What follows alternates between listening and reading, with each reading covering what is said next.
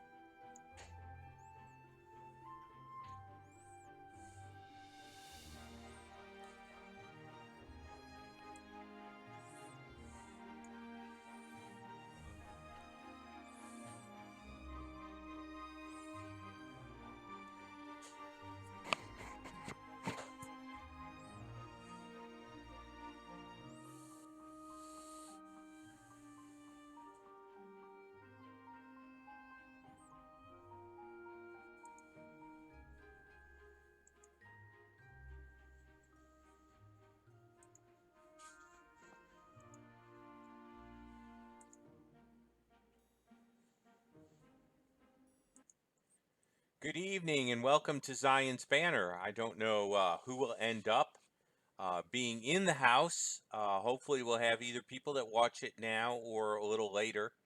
I kind of was hoping that people would get here, a little bit of advertising for some upcoming events, but I'll do that now. And those who watch can have the information and enjoy a little clip here or there. So I'm going to go ahead and bring that up in just a second. About time for me to get my beard trimmed, so my lovely daughter, who is the haircut expert, will be doing that. This is kind of my winter look. The temperatures have been in the 40s, which for Arizona is quite cold, and it allowed me to have the fullness of the nice Jewish beard for a bit. But we'll probably go with more of a modern Orthodox look as opposed to the Hasidic look that I'm beginning to get now. And if you don't get some of this humor, feel free to ask. But some of the Jewish terminology is perfectly appropriate here for Matthew. So let me end up sharing a little bit of what's going on. There's some exciting stuff coming up. Now, tomorrow starts the Doctrine on the Block, and I will get to see some people who are part of the community there. That is the big event. For me, that means probably being out a little late, but I want to watch it, and then teaching Saturday. And So that's a big thing here in the Valley. And so I wanted to go ahead and share that. Um, but also in March is the Ministry to Muslims Conference. I've actually put the flyer up there so that you can see it. Now, if you're not in the Phoenix area, that's okay, because whatever I do, I'm going to try to get a hold of. And George likes to tape and video things anyway, so we need to make sure that happens. So that happens right. The training is actually before the conference and is right around my birthday. So that'll be interesting. We have that training that Saturday, then we have the actual outreach. Now, there's more going on than I can be a part of. I need to fly out on Saturday for New Orleans. So I'll be involved with the training. I'll be involved with outreach on Friday. I'll be involved with speaking on Friday. And that's about all that I can end up doing. And it could very well be that some of our folks, so that's kind of where things are at there. So many things will go on as far as outreach that I can't take part in. But I wanted to give you those updates. This has been a busy time for the folks in the community that are prayers. During February and March, I need to get everything all set, and it all needs to fall in place for me to go ahead and finish my doctorate, which means that in the next few days, I really need the final edited copy of my dissertation, and then I need to send that off. And if all of this falls into place, I'll be able to do my oral exam distance-wise before I leave for my speaking tour in Louisiana and being up with my son and daughter-in-law and speaking up in Vermont. So I'll pass that along. If people see this and they are followers of Messiah, I would appreciate their prayers, because this all needs to fall together in a short period of time. But if this does and everything works out, I will actually be able to be Dr. Jeff Cran in May, fully, completely, with paper in hand and dissertation hardbound and printed. So I really would like to see this part of our journey get completed well, and this project completed for the Lord. So a little personal, but there you have it. Let's get going with tonight. And so I'm going to switch over here. Oh, wait a minute. I am going to do one thing. I fixed the clip.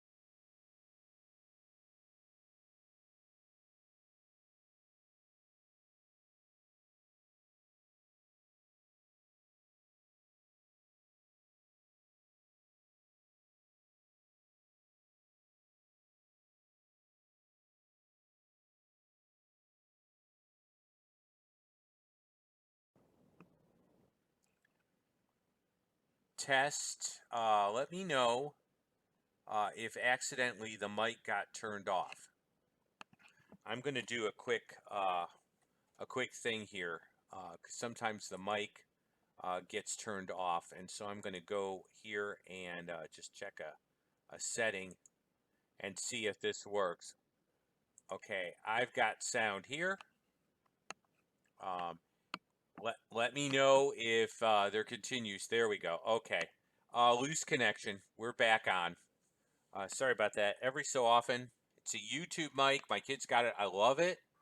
But every so often, something just goes a little bit herky-jerky. I move my head the wrong way, or the YouTube connection, or something happens.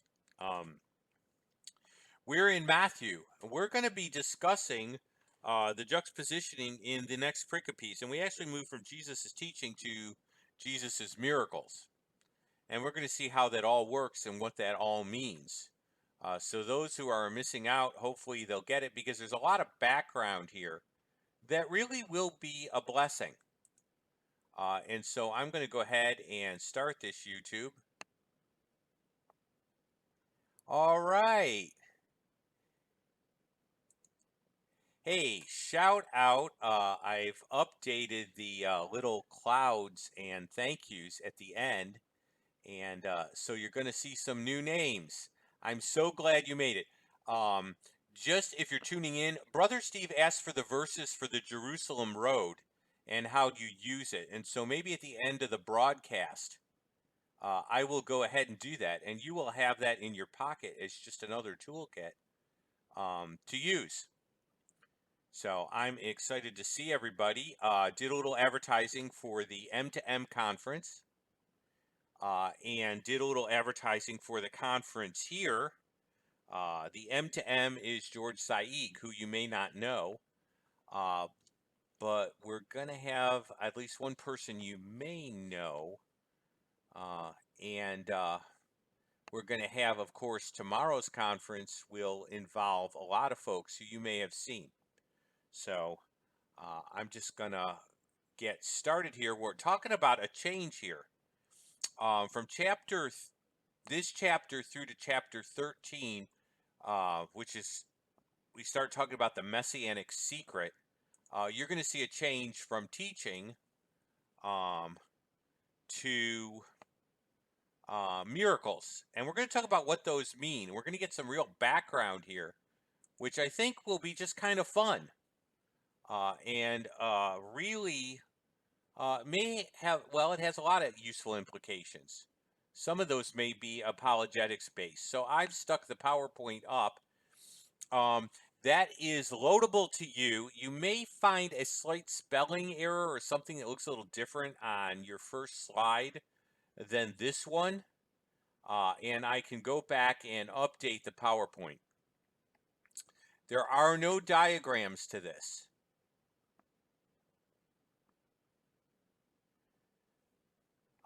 So if you don't see any diagrams listed, that's because we're not doing any real detailed look at the sentence structure of a particular sentence.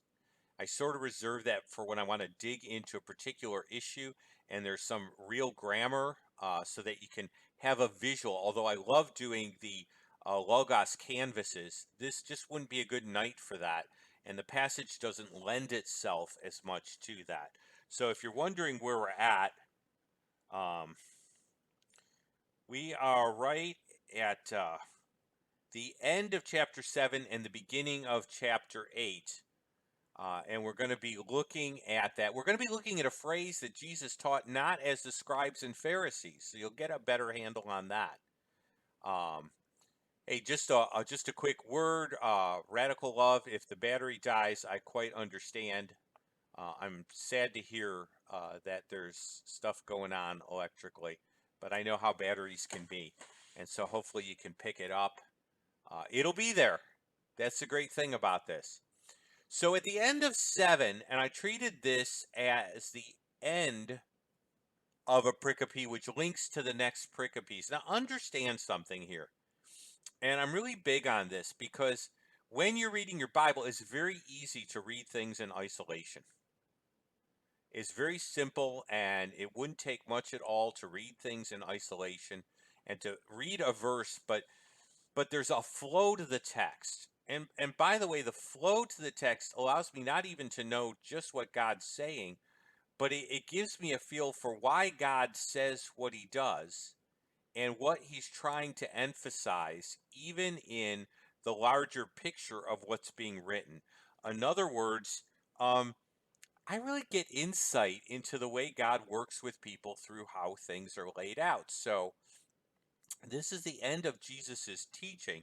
Now, that doesn't mean that all this teaching was given at once. Matthew collects that teaching, and you're going to see how he switches from that teaching to that miracle in such a way that it underlines the point he wants to make. By the way, a lot of times you'll get the objection from Muslims that there are four gospels and they're different. Well, of course they are, because we have the same God dealing with different audiences when we deal with the gospels. And the way the gospels are constructed tells us as much about the audience and what he's trying to say.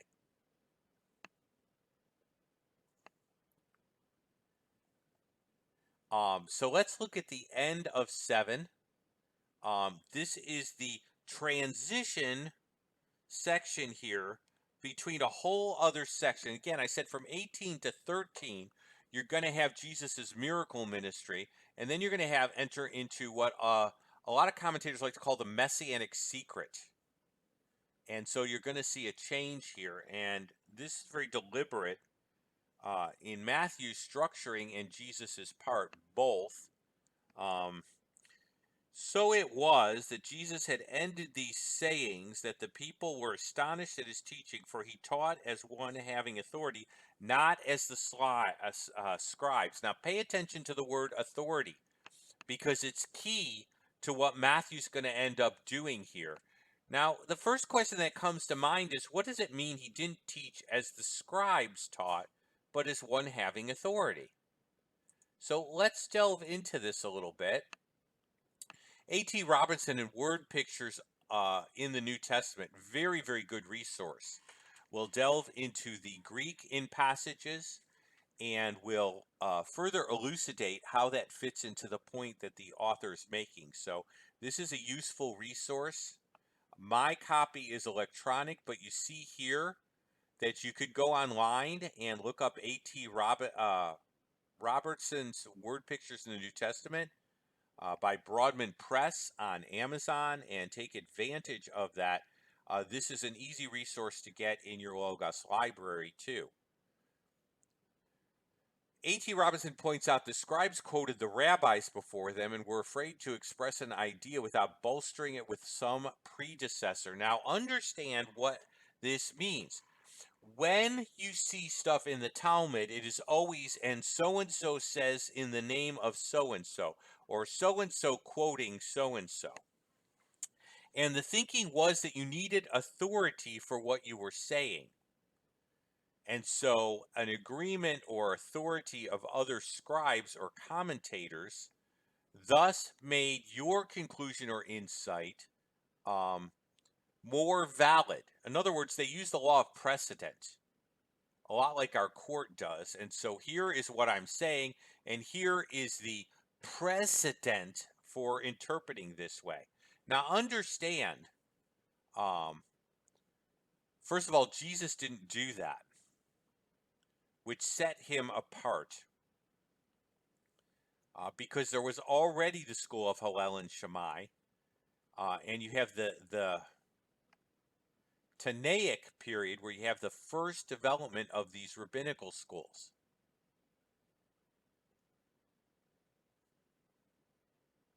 So that's kind of what we're dealing with here. And so I want to make that terribly clear, that you have the beginning of this sort of dynamic. And Jesus didn't do that. He spoke of his own authority. In other words, he spoke having authority within himself and not having to refer to other precedents of interpretation.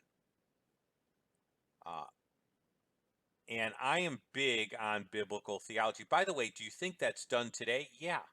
If you quote the church fathers, you're quoting the reformers, you're doing much the same thing. Now, I would say that there is room for the use of these resources, but what you're going to get tonight is not true because I quoted A.T. Robinson. A.T. Robinson is correct in pointing out things that are already in the Word. So that's kind of the point. And the point is, Jesus didn't have to do any of that anyway. So Jesus is doing something distinctly different. And so when it says that he taught as one having authority, it means authority in himself to give interpretation and explanation of the scriptures and God's will in and of himself. This is terribly important in terms of dealing with uh, groups that deny Jesus's full interpreting, full authority. Okay? This is dynamic. This is incredible. Uh, by the way, Jesus is not saying God said like the prophets. Why is that important? Because Muhammad would say Allah told him. Jesus simply says, I say to you. So what does that tell us about Jesus' authority? Jesus had in himself authority to give revelation directly. Don't miss that.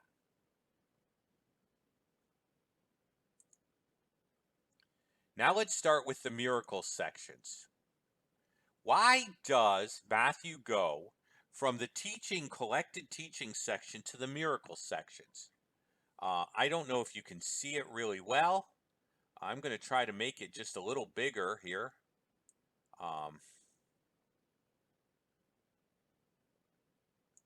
And hopefully that will come through for you.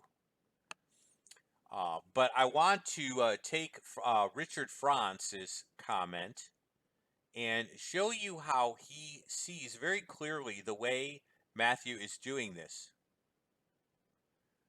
Matthew has here collected together 9 miracles. By the way, that tells us about the next sections we'll be dealing with. So you're getting kind of a heads up as to what we'll be dealing with in the next pericopes.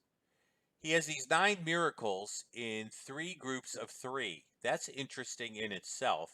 I find that fascinating because remember that the Jews of Jesus' day were not fully Trinitarian. In other words, there's the proto-Trinity, Trinitarian hints as to plurality of God, but there was not a well-developed sense of the Trinity. So why is a Jewish author grouping things in 3 constantly? Isn't that kind of interesting? Especially given the baptismal formula at the end of Matthew, where Jewish Matthew, speaking to Jewish audience, is going to say that believers need to be baptized in the name of the Father, the Son, and Holy Spirit. 3, is Matthew not maybe in a subtle way starting to get this thinking of 3 in the background here before that formula will be received by the community? Am I saying absolutely that's the case? No, but it certainly makes me curious. And God has a wonderful way of weaving things together. So you're going to see 9 miracles. 2 are woven. Okay, 2 are woven together. That's our first. And then there are arranged in groups of 3. The resulting impression is one of irresistible authority. Now let's point this out. I want you to keep hearing that word authority. Okay, because Matthew is centered on Jesus as the Messianic King, and he's going to constantly be hitting authority. This is still the key issue. This is the issue that is often in the background in Jewish apologetics, but does not get stated. But I really think it's a key issue in reaching Jewish people in the sense that it's in the background.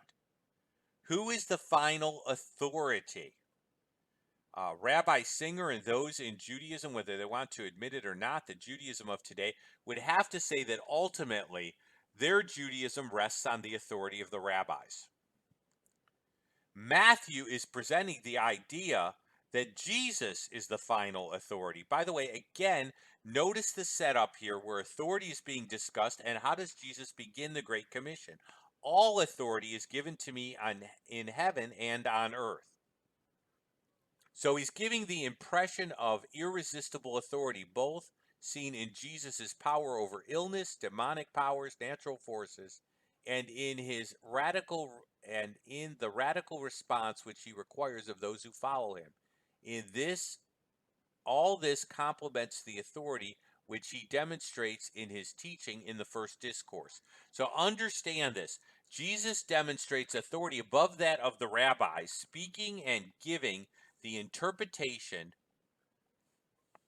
and additional revelation in his own name. Then the miracles highlight the messianic authority.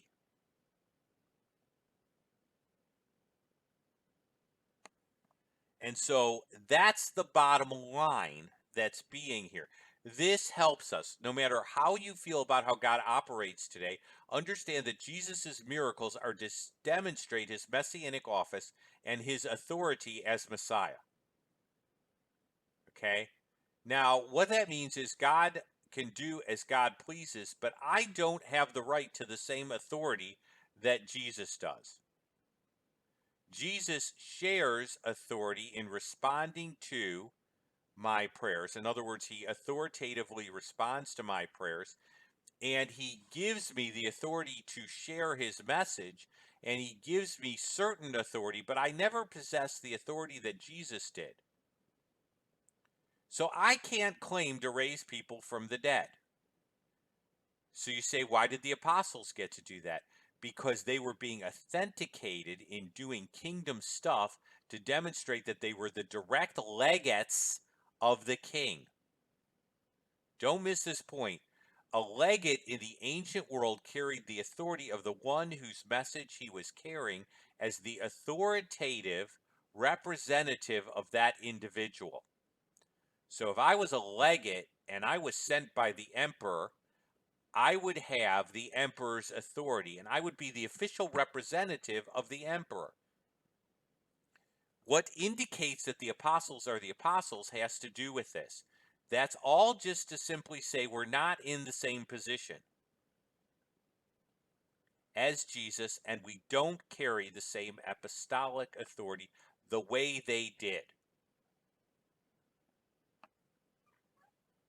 That might get me in some trouble, but that's in light of the new apostolic reformation, which is plaguing the church now, where individuals claim authority over local churches and claim themselves to be modern apostles that have the right to rule the church.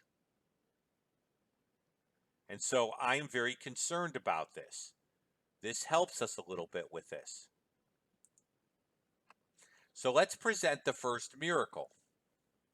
The pericope here is Matthew 8, 1 through 4. You do not have to use the King James. I cut my teeth on my memory verses. On the King James, I didn't like trying to speak that form of English. And I found that I didn't like certain other things. The New King James was close enough to the way I'd memorize verses, but it avoided some of the things I disliked. So you will see that occasionally just because that's what my Navigators memory pack, if you know who the Navigators were, they were a Christian campus ministry, just happened to be geared. When he had come down from the mountain, why was he on the mountain? Because that's where he was teaching from, remember. Multitudes followed him, and behold, a leper came and worshipped him. So he comes down from his teaching. People don't stop at his teaching, they begin to follow him. And behold, a leper came and worshipped him. Now, first of all, we're going to talk about leprosy and what it did. And said, Lord,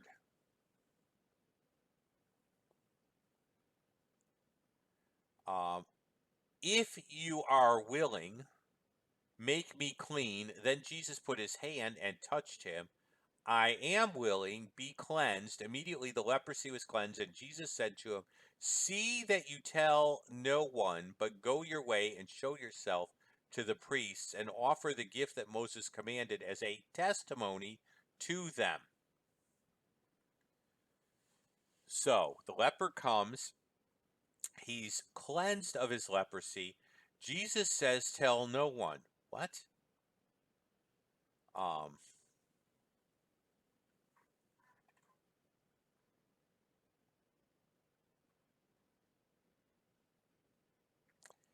and so he is to go offer the sacrifice required. So we talked about the role of messianic miracles. And just to back this up with scripture, Isaiah 11, 6 through 10 tells us about the kingdom. The leopard will lie down with the young goat. Now, in nature today, if the leopard lies down with the young goat becomes a goat dinner for the leopard. And the calf and the young lion, again, predator and prey, not naturally in this sort of world, does that occur. Okay, the cow and the bear shall graze together. Well, bears are omnivores, but they are not simply herbivores. Young ones shall lie down together, and the lion shall eat straw like an ox. Not something you're going to see every day, right? What does this tell me? God is going to change some features of creation, having the authority to do so. Now, we're not even necessarily talking about natural laws here, because do remember that the fall had something to do with this, and this has to do with the removal of the curse. The nursing child will play by the cobra's hole, and the weaned child shall put its hand in the viper's den. Don't try that at home. They shall not hurt or destroy in my holy mountain, for the earth will be full of the knowledge of the Lord as the waters cover the sea. And in that day shall be a root of Jesse, who will stand as a banner to the peoples, and the Gentiles shall seek him, and his resting place will be glorious. Miracles demonstrate that Jesus can do the stuff necessary to bring this kingdom. That's what you need to understand. If you're going to be the king, you have to demonstrate the authority to do king stuff. You have to demonstrate that you can do king stuff. So Jesus teaches authoritatively, and then he demonstrates kingly authority along the lines of what will be necessary to have the millennial kingdom.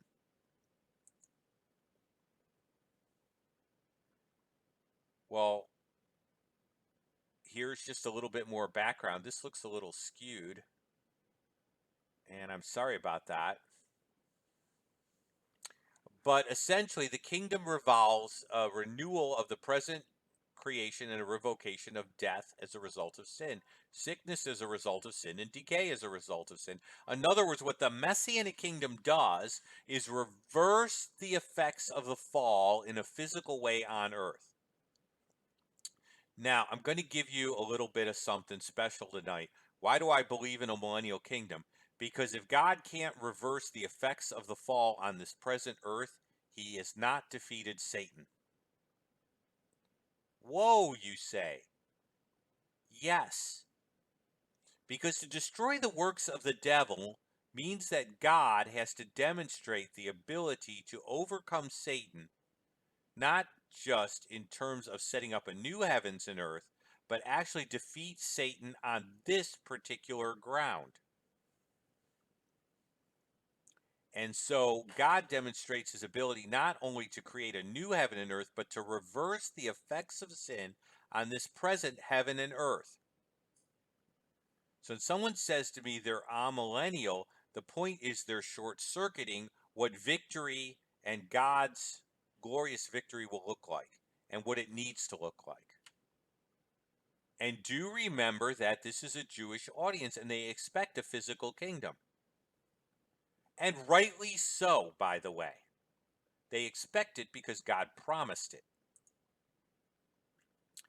Now, whenever you see something like leprosy, you have to find out about leprosy. That's just good Bible study. There is an entire section of Torah dedicated to leprosy. Mizorah is the Hebrew. And so Mizorah is the entire parsha on leprosy. Hey, shout out to some other folks entering the room.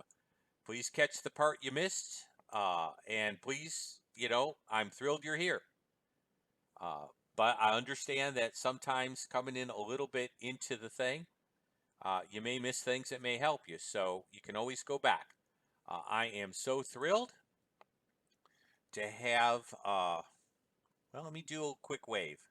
Wave. I could do this with my, it takes less time to do it this way. Okay? But I will do it this way too. By the way, if God wanted to bless me, he could have blessed me with some real typing skills, but he decided to make me work harder, and so he is growing me. But I grow slow. Well, what can I say? There you go. Leprosy was a big deal. In fact, it was such a big deal that when the leper goes near Jesus, that is already not cool. That would have rendered him ceremonially unclean. Now, let's talk a little bit about why leprosy was considered such a big deal. Okay?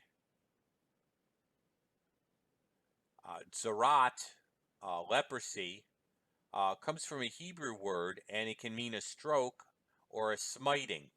Now, why in the world would the word for leprosy be the word for a stroke or a smiting?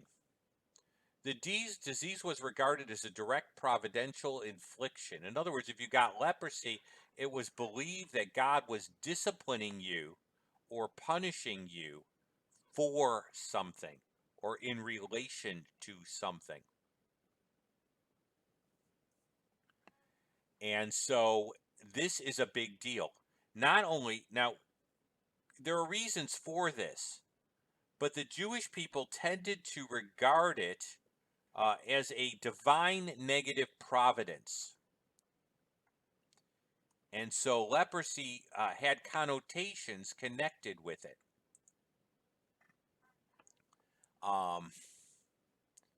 And so that too is significant. It rendered you unceremonially clean. In other words, you could not enter the normal worshiping community or presence of God if you had leprosy. So Jesus is going to heal a leper. Leprosy as a disease was connected with being unable to enjoy the presence or blessings of God or to worship with the worshiping community. And that's why the word clean is used. Notice the word cure is not used. Okay, the word Rapha, heal, the Greek equivalent for Rapha is not used. The word used is the word for cleanse. It's the same word used in the kosher laws, and it's used over 250 times in your Pentateuch.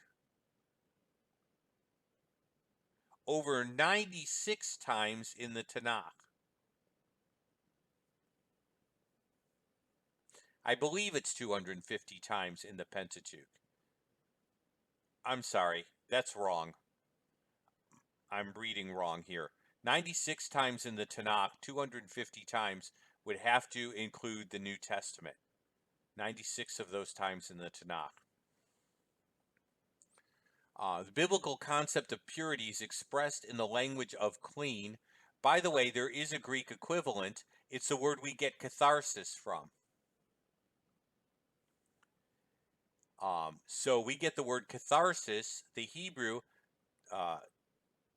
tahar is used, and unclean is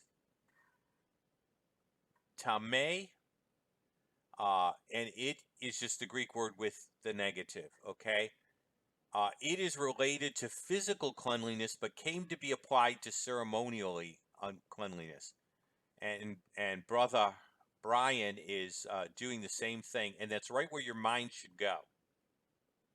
So uncleanness physically was a picture of uncleanness morally. Leprosy was to be unclean. Leprosy was connected with negative divine providence on your life.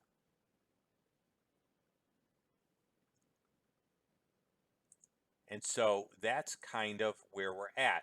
Why is this so important? Now, understand, this really throws people. When you're reading your Bible, there are all these weird rules around ritual cleanliness. And people always kind of get on me. And neo-atheists look at this stuff and really have a problem with it and mock the Bible because of it, because they don't understand the letter. What I feel like saying to an atheist is, look, if you read mail between me and my daughter or between me and my wife, um, is it possible you wouldn't understand certain references? And they'd make no sense to you, and they'd probably have to say yes, and I'd say, well, you're reading someone else's mail. Now, it's true that the Bible is given to all of us, and it's God's word to humankind, but it came through a certain people. And God is not writing to us as the primary audience. So let's do our thing, okay, with precept, principle, person. I love this. I didn't come up with this. Josh McDowell came up with it. And I actually love it. The way I heard it expressed was called the indicative imperative pattern. Please look for this in your Bible. Everything that God asks us to do relates to who he is, because we're supposed to be image bearers and we're supposed to morally bear his image.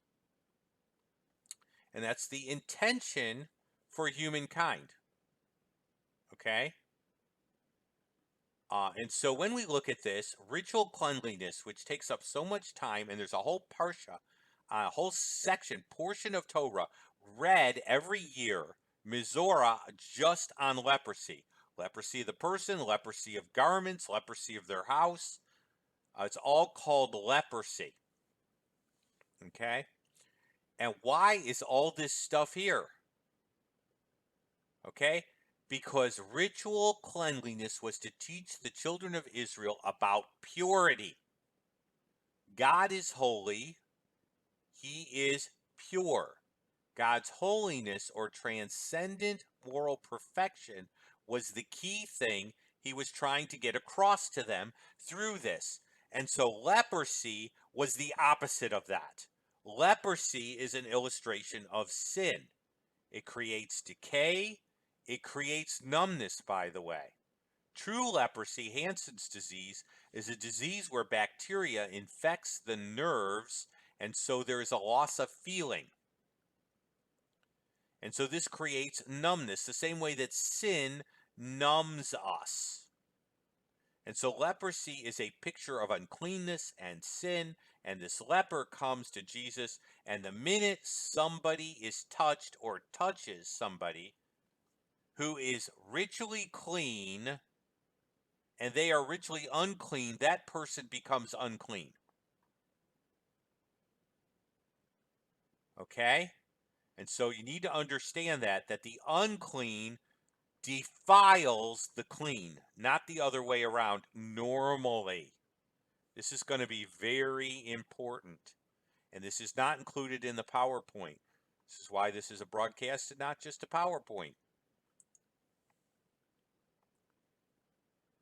Now, Jesus touches the person, and he does not become unclean, they become clean.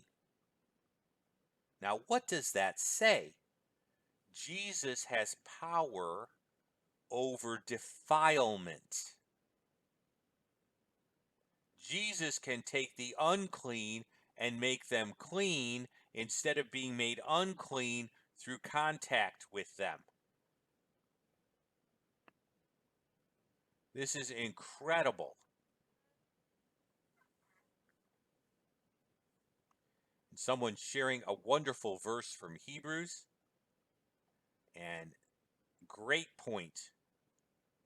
So if you can see the chat when you watch the video, I got folks that are just on target. And I love to see that. And so Jesus is demonstrating divine power because man cannot make the unclean clean, but God can sanctify. But Jesus knows the nation isn't quite ready. And so these miracles are demonstrating his office. And he tells him, don't go around telling everybody. You still go through the procedure that Moses commanded as a witness to them.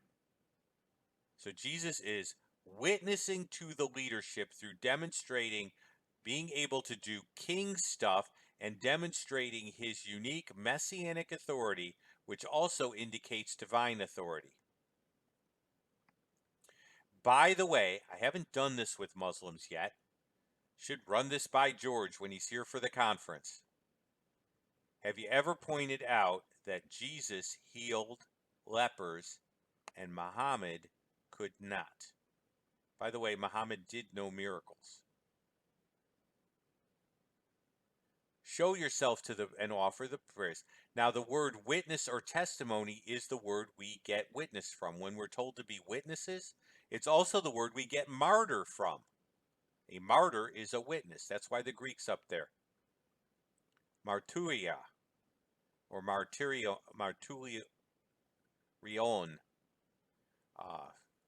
Just a noun and its derivatives. To witness. So you're to give that witness to them. Jesus is demonstrating his ability not only to the crowds, but he's leaving a witness with the leadership that is supposed to recognize him.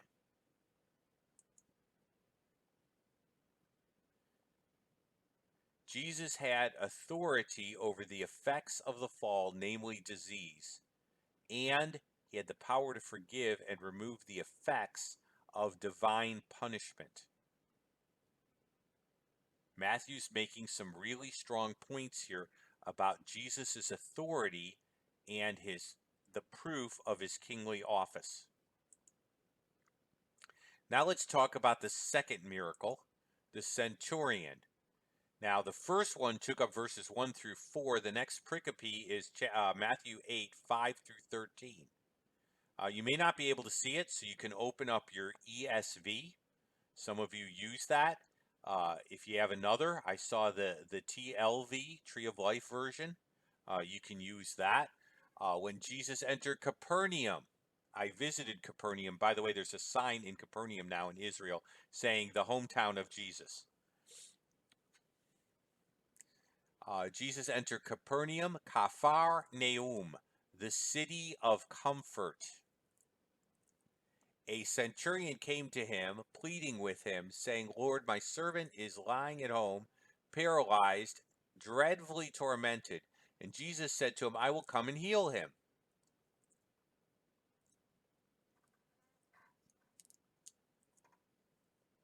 And so Jesus offers to come. And the centurion answered and said, Lord, I am not worthy that you should come under my roof, but only speak a word, and my servant will be healed.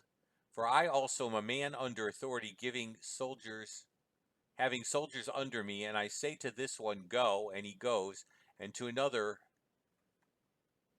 come, and he comes, and to my servant, do this, and he does it.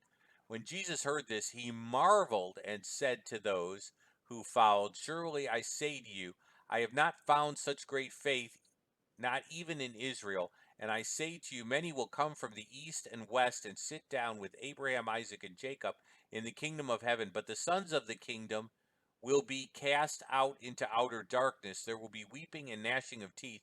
And Jesus said to the centurion, go your way, and as you have believed, let it be done for you. And the servant was healed that same hour.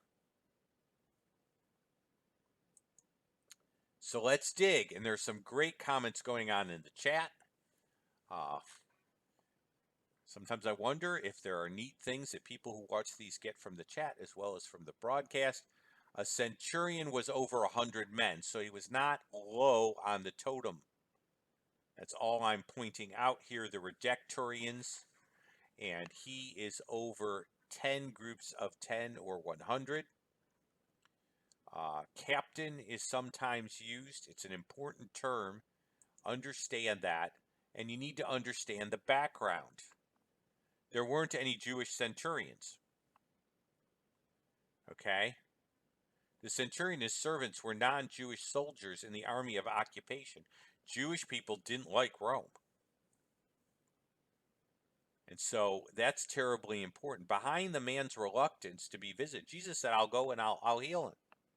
And he says, no, don't do that. Why the reluctance? The man's reluctance is the problem of relations between Jews and Gentiles. A Jewish teacher could not be expected to defile himself by entering a Gentile's house. His simple acceptance, however, in soldier's jargon, of Jesus' practical authority over illness is evidence of his faith beyond that of anyone in Israel. So understand what's going on here. Now, this may be a little offensive, but understand that they're an occupying army. The way Jewish people viewed the nation is most of the nations were idolatrous. And so any contact with idolatry was considered bad. This is not necessarily a racial prejudice. The prejudice here can be political, or it would have to do with worldview. The Jews were told not to intermix with the surrounding nations. Every time they did allow for that, they got in major trouble. And so there came to be a weird relationship between Israel and the non-Jewish person. The centurion respects that, which, by the way, means he's not your average bully occupier, which already tells me something about his heart. Because he could have said, I'm a centurion, and I demand you come with me and heal my servant. But he is respectful. The background was, of course, pointed out by Richard T. France. He's got a good commentary. Now, someone pointed out the implication from this miracle and the irony. Many will come from the east and from the west. And this Gentile believer is a prototype of those who will come from the east and west. In other words, Matthew is giving a hint to a Jewish audience that the message of Messiah will go outside the confines of Israel. And the community of God, the Messianic community, will not be just for the Jewish people. And that's what France says, that join the Jewish patriarchs at the Messianic banquet. Notice that. That's very important for Jewish thinking. Okay? I opened up the Shemona Esrei just today. Elohei Avraham, Elohei Yitzhak, Velohei Yaakov.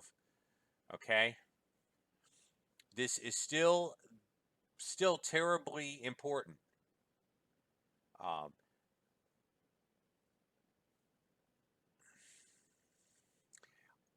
All Jews expected that as part of the covenant community, if they were in good fellowship with the community, in other words, they were living as God intended the nation to live, they would inherit the kingdom.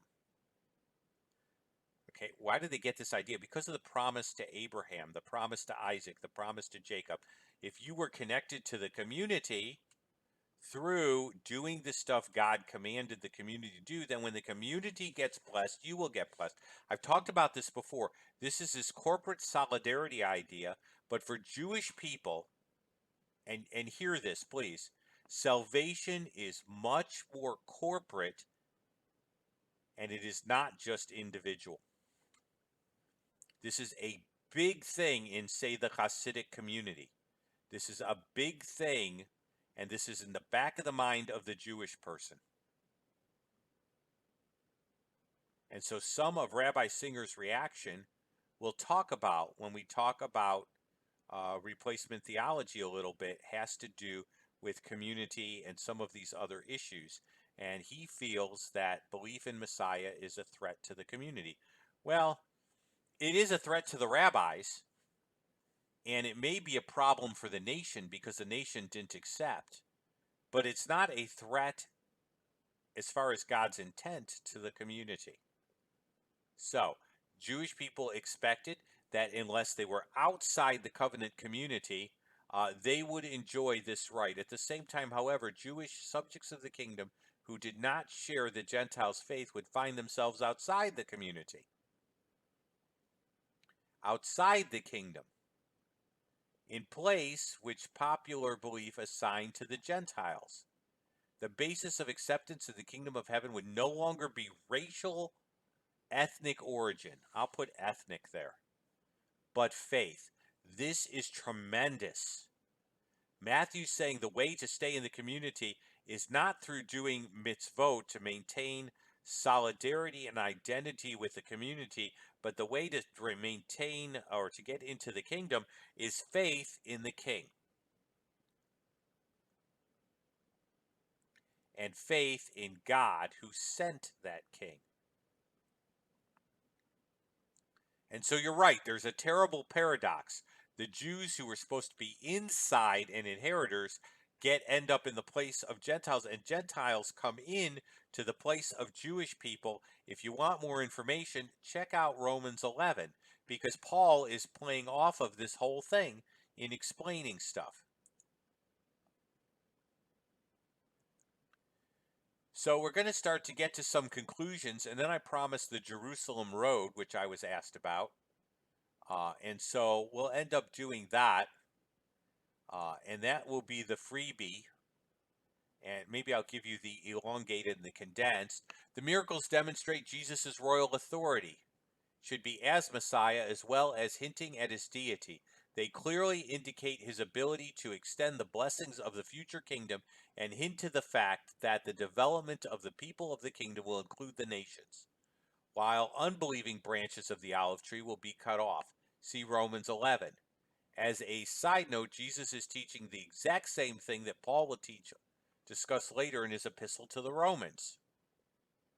Entrance and enjoyment of the rights of a citizen of the kingdom are by faith, not ceremony or rule keeping. This is why I oppose Neo-Galatianism. This is one of two reasons that I'm terribly concerned and oppose black Hebrew Israelites. This is why I oppose British Israelism. Okay? Entrance is by faith in the King whom God has sent and the God who has sent him. So those are the conclusions. Now, I was asked about the Jerusalem Road, and I'm happy to give it to you. By the way, I didn't invent the term, because I don't necessarily get new ideas. I just get good ways of sharing stuff. So I'm going to pull this out here, okay? You can go in any order, but Psalm 14:1 through 3 states that we're all morally damaged or sinners. Now, you can look up the verses afterwards, but you can write them down now. Isaiah 6, okay? And I'm having a little trouble. Isaiah 64:6. And I'm just going to check myself, but it should say that all of our works are as filthy rags. All our righteous deeds are as filthy rags. And so I'm having a little trouble reading my own writing tonight, but I had this pretty much memorized. The part I've memorized is really coming up. It's the part that I get to use the most. So it's I'm most familiar with it because it's the part that I really get to kind of hammer on. Okay? Yep. We are all like an unclean thing, and our righteousness are like filthy rags. So there you go. We cannot repair ourselves, not by works. Okay, so the first is we're all morally damaged or sinners, Psalm 14:1 through 3. The second is Isaiah 64:6. We cannot repair ourselves, not by works. Genesis 15:6, and Abraham believed God, and it was reckoned to him as righteousness. That means that we are saved by faith. We get righteous by faith. We're justified by faith, or we become righteous by faith. Leviticus 17:11, it's by blood. where it says basically that blood, God has given us blood upon the altar. And the way it reads exactly, because this is a key verse, and so I'm going to take the time to turn to it rather than just paraphrase for you. For the life of the flesh is in the blood, and I've given it to you upon the altar to make atonement for your souls. It is blood that makes atonement for the soul. Now, Rabbi Singer wants to say this is about the kosher laws. We've already dealt with that in a previous broadcast. It is not about the kosher laws, so that's there. So we are all morally damaged or sinners, Psalm 14, 1 through 3, Isaiah 64, 6, we cannot repair ourselves, not by works. Genesis 15:6, by faith. Leviticus 17:11, salvation is by blood. Isaiah 53:6, all we like sheep have gone astray. Everyone has turned to his own way, and the Lord has laid upon him, Messiah, the iniquity of us all. So salvation is by faith, by blood, through Messiah. Deuteronomy 10:6 says that we need the circumcision of the heart. That is the word for being born again. If you want to know what terminology is used for being born again or regenerate in the Old Testament, it is the Brit Halev, the circumcision. We could say Habrit Halev, the circumcision of the heart. So if you're looking for regeneration in the Old Testament, there it is. And so if you go to Deuteronomy 10:6, okay, we're going down the Jerusalem road here. 10:6.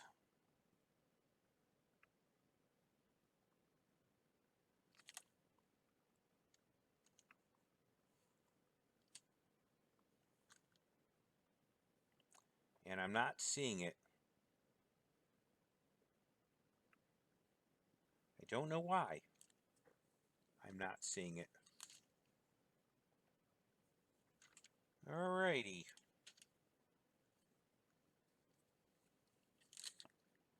I'm going to just jump here to see if there's a misprint in my Bible. There you go. Sorry, it's 30 verse 6. Deuteronomy 30 verse 6. You can write that down. I don't know why it says 10. It's probably my reading tonight. And the Lord your God will circumcise your heart and the heart of your descendants to love the Lord your God with all your heart and all your soul, that you may live. There's another verse that I could go to where it says, ask the Lord therefore to circumcise your heart.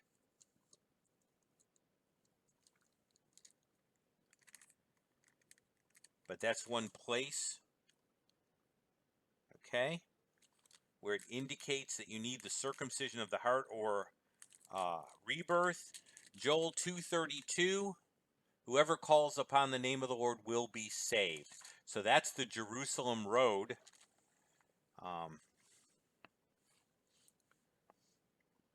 And so you can share the gospel message completely from the Old Testament and just point to Jesus as the one who is the Messiah. And you've got it all right there. So,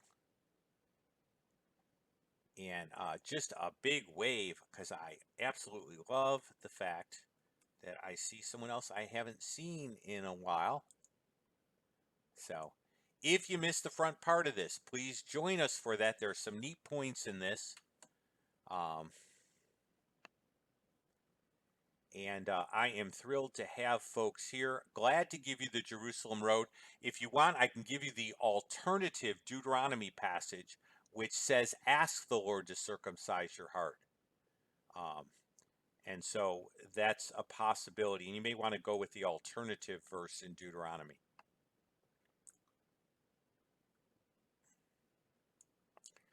So that wraps us up. The big conference is here if you're in Phoenix.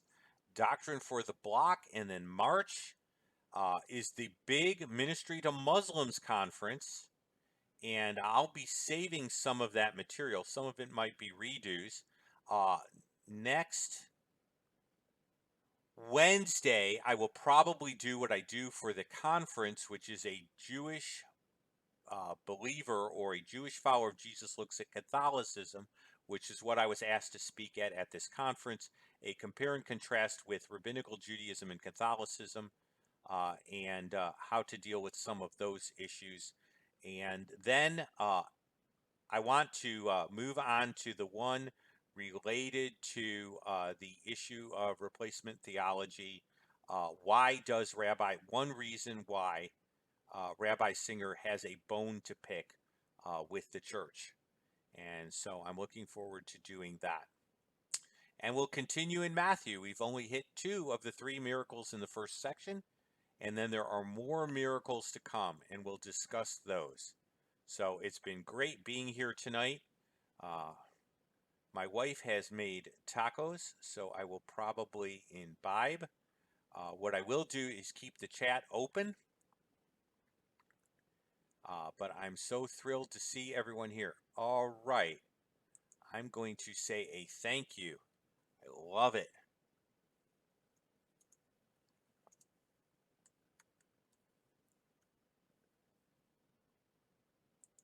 I just saw that someone who I already know and appreciate is subscribing. So good. I'm just excited. That just really excites me. And so yeah, I gotta admit it. There are only 2 real ways I like hamburger. One is chili and the other's tacos. But my wife is from an English background, and she probably has some of those beef eater soldiers back in her background there. And so she's a beef person. So we're doing beef. Sorry to any vegans out there, but little too much corned beef growing up. So it has been great. I'm going to say my goodbyes after I link this. Oh, no, I'm not, because I need to do one more thing here. And that's go to this. So I'm going to put that up and put the music up just a little bit here. There we go. And you will see that Radical Love is on there now. Now, if you support us through Chosen People, I love you. If you support us with prayer, I love you. But some people have said, we like these and we just want to do this through Patreon. And I said, great, because I like doing them. And so that's where it is. Corned beef on rye. Oh, somebody just suggested something. Yes. Definitely, definitely. Pastrami is definitely up there. Gefilte fish, I will not try to explain this evening, but someday I will explain gefilte fish, which I've gotten asked by tons of non-Jewish people exactly where do gefilte fish swim and how are they caught. So, but we won't do that. So, thank you guys for the encouragement. I really appreciate it, and I definitely want to say a hi. I love it. We're across the border now. Our neighbors to the north. I am so excited by that. So that's exciting. And so that's great. And I am assuming that the name is definitely geographically involved. So that is great. The chat board will remain open, but I'm going to go ahead and just go ahead and let the streaming end up